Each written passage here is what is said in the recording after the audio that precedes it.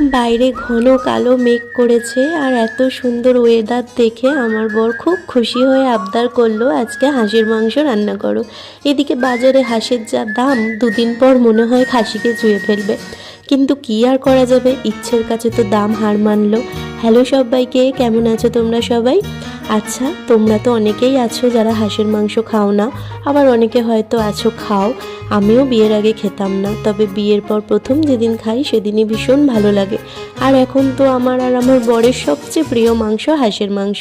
খাসির থেকেও আমরা হাঁসের মাংসটা বেশি তৃপ্তি করে খাই, কিন্তু যেহেতু মাংসটা খুব গরম তাই একটু বৃষ্টি বর্ষায় আর শীতকালেই খাওয়া হয়, না হলে খুব একটা খাওয়া হয় না।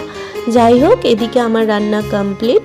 থালিতে ছিল ইলিশ মাছের মাথা দিয়ে কচু শাক, হাঁসের মাংস, স্যালাড, গন্ধরাজ লেবু। কি ভালো না? আবার তোমাদের সাথে কথা বলবো একটা ভিডিওতে। চলো আজকের মতো টাটা।